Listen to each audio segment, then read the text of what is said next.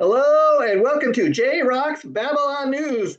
This is Wednesday, January 28th, 2026, of course, folks. And now we got a lot of stuff to talk about. Been about 1 week since we last did one of these news reports. And so let's get right into it now. I thought this would be kind of some fun stuff to talk about. Alice in Chains 1984 EP Jar of Flies, which was originally released on January 25th, 1994, celebrates its 32nd anniversary in 2026. Wow, wow. Can you believe it's been that long since that album came out? Again, it's not even officially a full-length album. And we'll get into that. Usually an EP typically, in fact, probably, today in 2026, EPs are more of a modern thing than when I was growing up. You know, Extended EP, that's what it stands for. Extended play is typically an album. It's not a full-length album, but typically 4 or 5 songs. Many bands these days, it's become like the standard format. Let's just, because a lot of times the bands these days, they don't put out like full-length albums, like I said, and it's an easier way to just go in and record like 4 or 5 songs. It's easier to kind of go in and record, 4 or 5 songs at a time. You put it out, and then it's much easier. It doesn't cost the bands as much as it does if you were going to go in and record a full-length album. It's just a simple fact. So again, Alice in Chains, when they broke in the early 90s, they were known for being a pretty much a heavy metal band, and so when this album came out, this EP rather, Jar of Flies, we're gonna talk about, but even the band themselves, when they were in the studio working on this music, they were kind of nervous about how their fans might react to such an album. In fact, it says the band chose to release this EP between Dirt and the self-titled 1995 Alice in Chains album. And of course, typically, when you have a self-titled album, it's typically the debut album, but that's not necessarily the case anymore. In fact, with their third album, Alice in Chains, that was a self-titled album for the band, and they did so, I think, because they wanted to make a statement with it. Also around this time was when original bassist Mike Starr left the band, and so Jar of Flies actually was the first EP that the band recorded with their then new bassist Mike Inez, who of course had just come from being the bass player in Ozzy's solo band, and so Mike Inez was very much a star on the rise then, and Mike Inez, even though he's not an original member of Alice in Chains, he's been there longer than the original bass player Mike Starr. Mike Starr, of course, sadly passed away from. He very much like the band's lead singer Lane Staley. They both eventually passed away from their drug addictions, and so again, that's kind of what was going on in Alice in Chains in 1994 when this album was being recorded. It said that the band recorded this EP when their singer Lane Staley was heavily struggling with his drug addiction, and it was just they really didn't know what to do, so they tried to see if they could get him in the studio and just work on a couple songs. And one of my favorite songs off this album was, of course, "I Stay Away." That was a song co-written by their new bass player Mike Inez. So I always loved the song from the minute I heard it. Said the band had, like I said, the band had low expectations for the album. They didn't think their fans would want an acoustic album. because but the band was very wrong. Okay, as they would find out. Um, when it became the first EP in music history to debut at #1 on the Billboard 200 chart. So again, that's quite a feat. That this wasn't a full-length album. It was something to kind of tie the fans over until they got to record the next full-length album. Allowed them to get in the studio, see what their singer was capable of. And again, at this point in time in his life, Lane Staley was um, he was very much struggling with his drug addiction, but yet they still came out with this masterpiece EP, Jar of Flies, and man, like I said, I cannot believe it's celebrating its 32nd anniversary. Um, and again, I got the idea to report this story in our newscast today because it was a story I came across, on Facebook, and so I thought, oh wow, okay, so again, we're talking about this because very popular EP at the time, and that's a big thing. The fact that it was that's an interesting little footnote of it. Jar of Flies was the first EP in music history to ever, debut at #1 on the Billboard chart. I mean, that's quite a feat when you consider it wasn't a full length album. And again, I remember how popular it was. It was, it got a lot of exposure on MTV and the radio. And so, even though Alice in Chains was known as a metal band, a lot of their fans loved this, and they also got fans that I guess people that were hearing the stuff on the radio and checking it on MTV and digging it. So they also got some new fans that wasn't in the original Alice in Chains fan base, if you know what I mean. So another thing is another fun fact I have for you guys is Jar of Flies was released in September 1993. Just 1 week. It took them just 1 week to record the EP. And so, man, I tell you, I think of like other classic albums I heard, such as I believe I heard Tony and Geezer from Sabbath talking over years that like the first Sabbath album only took a week to record it, and yet look what a masterpiece that was. I mean, even you go back to Sabbath, and it took them to only a week to record that debut Sabbath album, and man, I mean, they created a whole new genre of music with it. I mean, heavy metal really didn't exist till Black Sabbath, and so man, what an accomplishment. So, in regards to Alice in Chains and their Jar of Flies EP, man, I forgot that it hit #1 on the Billboard charts. But man, I just want to say, wow, that's one of those albums, EPs, her records. I call it records or CDs because that's what it was when I bought it. It's still somewhere in my collection, but I will say, Jar of Flies remains probably one of my all-time favorite Alice in Chains releases. I dig that. I dig. They also. I love the Alice in Chains Unplugged CD that came out. So again, and I think Facelift is probably their ultimate. The band's debut album. Facelift that had a lot of MTV hits and stuff, but probably Facelift.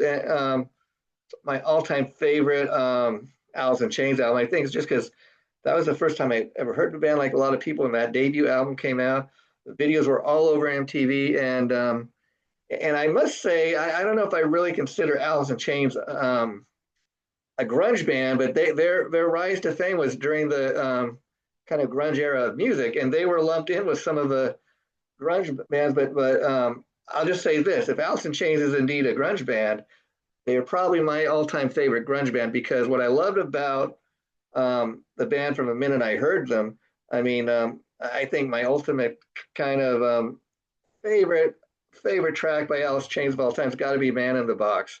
But they always kind of had a Sabbathy vibe to me, and that's what I always dug about the band. Wow, congratulations, guys, on Jar of Flies turning 32 years old. Now another classic rocker that I want to talk about is Van Halen singer David Lee Roth. David Lee Roth's 1988 album, Skyscraper, also celebrating an anniversary this year.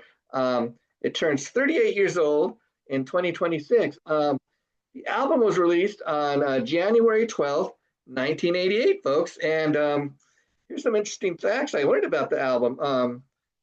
Bassist Billy Sheehan left Roth's Skyscraper out, Roth's band after the Skyscraper album came out. And the reason for that, he said, was he felt that the album was much more pop oriented than Roth's debut solo album, Eat 'Em and Smile. And Billy Sheehan didn't like the fact that the album was really kind of keyboard, oriented and sitting around synthesizers. He felt that his bass parts were kind of not as featured as heavily, or kind of lowered. And so he left Roth's band, after this album was released. And so that was kind of the end of Billy Sheehan's time in the David Lee Roth band, of course. And then once he left David Lee Roth's band, he went on to form, of course, Mr. Big, that featured Eric Madden, lead singer Eric Martin, Racer X guitarist Paul Gilbert, the late great drummer Pat Torpey. So, and of course, Mr. Big, of course, as great as their music is, they had that power ballad, To Be With You, and it was a chart topping hit. And whenever anybody mentions Mr. Big, that's the go-to song. That's the song that everybody remembers.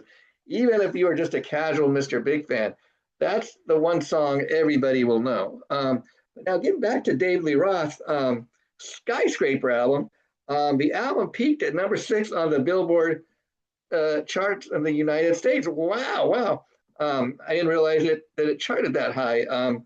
Just Like Paradise, received heavy rotation on MTV. This album came out towards the end of the 80s, but David Lee Roth was still very popular at the time, and his stuff was all over MTV. Roth wanted the album cover to represent risk, ambition, and pushing the limits, and it definitely does, because it features a cover.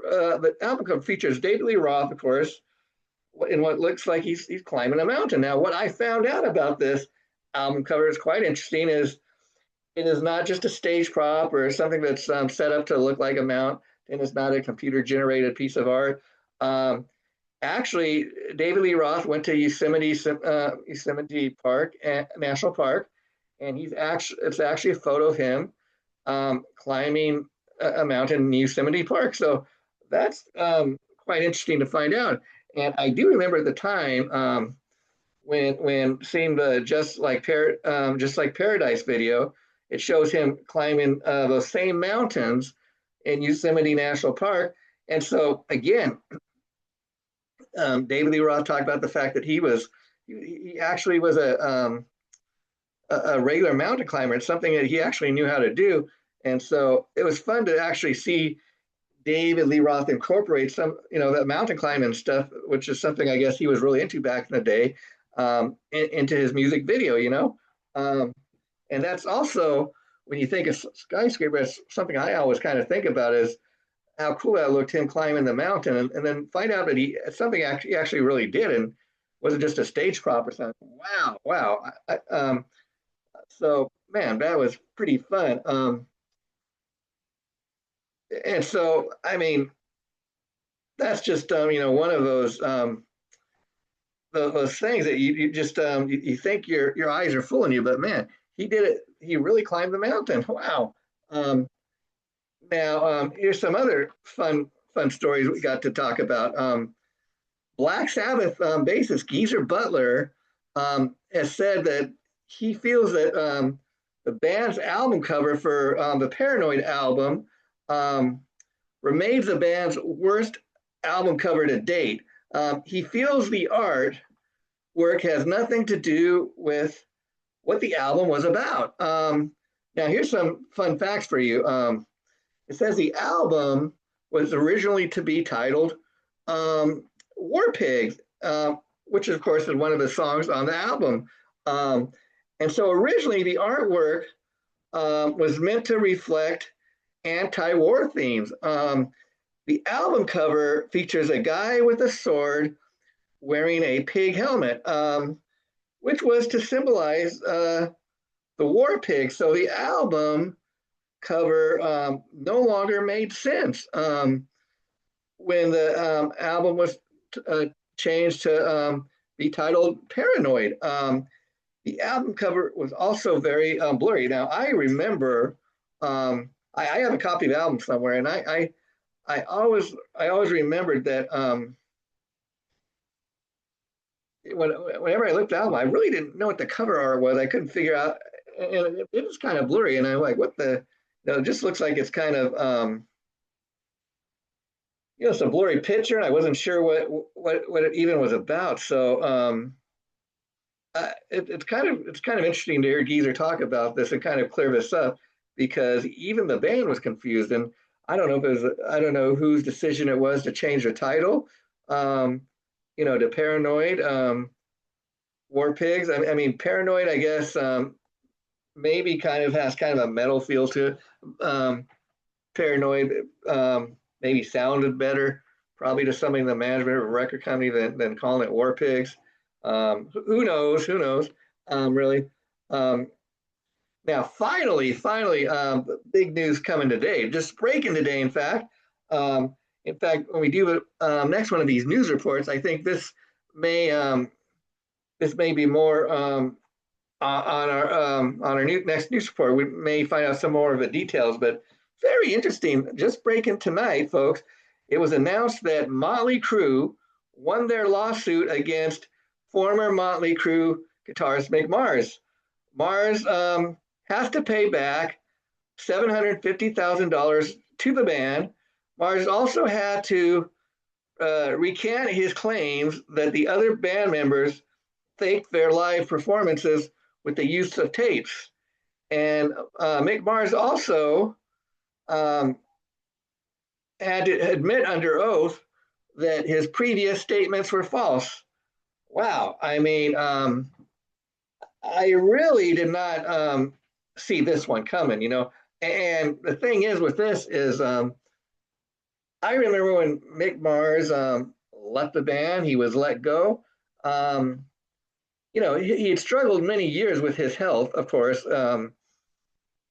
His bone disease he suffered with, and he got to the point where he really couldn't tour anymore with the band. The last thing he did with Motley Crue was a stadium tour a few years back, and then he stepped down from Motley Crue, and there's all this nasty stuff between him and the members of Motley Crue. They were really going at it between one another. Mick did make several statements in the press claiming that the other three band members used live tapes and were faking their live performances. And so again, in order for the band to win this, they must have really been able to back up, prove that their live performances didn't use any, tapes of any kind. So for them to get this money back from Mars, and then also apparently because of the lawsuit, not only does he have to admit he made false statements, not only does he have to recant his previous statements regarding that his former band members in Motley Crue, his claims were that they used tapes and they were faking their live performances. Apparently, the judge did not agree with what Mars had been claims Mars had been making. He found in favor of Motley Crue, which of course is Vince Neil, Nikki Sixx, and Tommy Lee. And so for Motley Crue, I think this is going to be a big thing, because at the time when the band split with Mars and Mick Mars started making these statements in the press that Motley Crue was faking their live performances, a lot of the band's fans were believing what Mars was saying, and they went against the band. People start talking a lot of crap about Motley Crue. So maybe if anything, people are going to start to believe that maybe what Motley Crue was claiming, that they didn't use any backing tapes. Hopefully, people will start to believe that.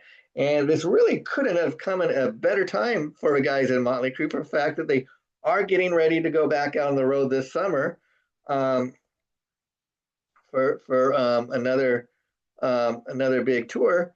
Of course, John Five is since replaced Mick Mars. The other guys at Motley Crue, they seem to have a great chemistry with John Five. He fits into the band really, really great. And I don't know, maybe this will rejuvenate Motley Crue. Um, I just, it's sad that it had to come to this, because I'm also a fan of Mick Mars. I've been a lifetime Motley Crue fan.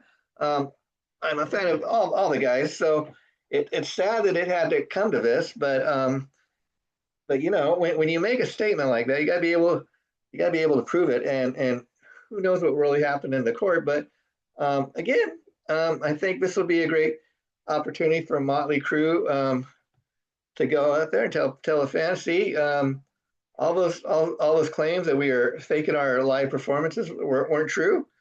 The court found in our favor, and also see, because of all this, what's interesting is the judge also decided, not only did Mick Mars have to recant his previous statements and say under oath that his previous statements were false. He has to pay the band $750,000 back,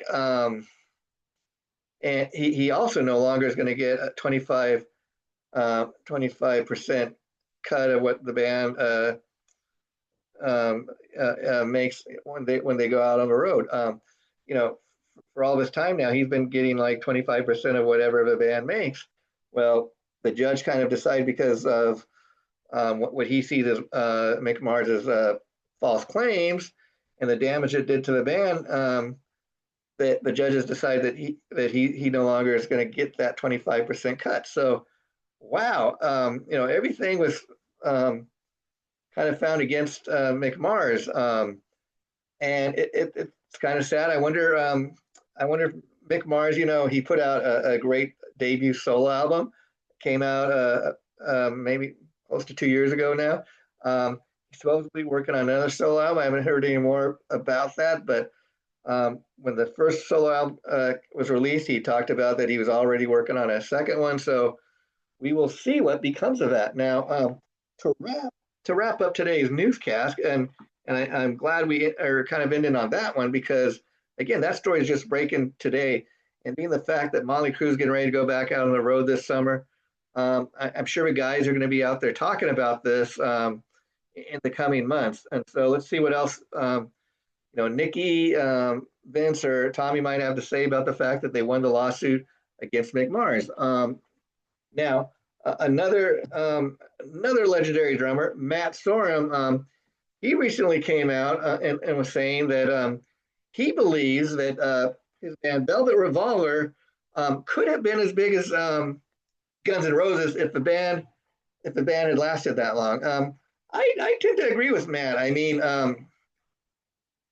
you had in Velvet Revolver, you of course had Matt Sorrum on drums. You had of course Scott Weiland on vocals from Stone Temple Pilots. You had Duff McKagan and Slash, also from Guns N' Roses. You had Dave Kirshner, who's kind of the new kind of unknown ingredient in the band. He was the only one previously not really well known. And they put out two killer albums. My favorite from Velvet Revolver, I gotta say, is the debut album. Fallen to Pieces, Slither, man, just a classic album. I mean, with that debut album, they came out, man, of the gates, kicking ass and killing it. And it's, again, it's funny that we started today's, newscast talking about, Alice in Chains, who also had a lead singer that at the time was struggling with a drug addiction, but eventually killed him. Well, Scott Weiland, he came before Velvet Revolver. Of course, everybody knew him from Stone Temple Pilots, and so he was another one that struggled with his drug addiction to the point that it eventually did kill Scott Weiland too. And at the time there were rumors that when Scott Weiland died, there were rumors that um, Velvet Revolver was considering other singers. One of the names that kept coming up was Corey Taylor from Slipknot. Um, they decided not to go with Corey Taylor or really anybody. I think the band just decided, to just kind of let Velvet Revolver, very much like their former singer Scott Weiland, kind of rest in peace. And maybe they made the right decision because I do think even if they had got a Corey Taylor or a Sebastian Bach, who was another guy that was rumored to be in consideration for this gig, I think those guys would have, even though they could have probably brought something to the table, I think they would have been living with the ghost of Scott Weiland. So I do think maybe they made the right decision to kind of end Velvet Revolver and let it rest very much like their former singer Scott Weiland. Um, but yeah, I mean, it just kind of makes you wonder. And finally, you all know that I'm a huge fan of pop culture, and so I just got to report that just this week, one of my all-time favorite classic TV shows is celebrating its 50th anniversary. It's hard to believe that it was 50 years ago this week when Laverne and Shirley premiered on ABC on January 27th, 1976, folks. Can you believe it? Okay. So that's kind of what's been going on in the world of music. Some of these albums celebrating special anniversaries that I thought, hey, let's talk about these albums and why they deserve to be remembered. Um, so we've done that. But before closing tonight's episode of JRock's Babylon News, I want to be sure to remind you all to check out the premiere episode of our new show, Make Some Noise. Now, if you ever seen me previously host the This Is Metal show, my good friend Tom Collier, Make Some Noise is kind of a show very much like the This Is Metal show, where I do with my great co-host, Jamie Bostel, and we welcome guests to come on and we interview. Well, our very first episode of Make Some Noise was with legendary metal singer Ronnie Monroe, so be sure you check that out. And then we got another exciting guest coming up next week when we record episode number 2. So you'll have to tune in for that, and I'll tell you all about that in the next newscast. Thanks, you guys, for checking out the latest episode of JRock's Babylon News. Wow, I can't believe this has been another fun news report to do. I just love doing these news reports. Take care and see you again real soon. And of course, I've been your host, Jason JRock Houston. Thanks for checking out everything we do at JRock's Babylon. It's our pleasure to entertain you. Thanks so much, everybody. Bye for now.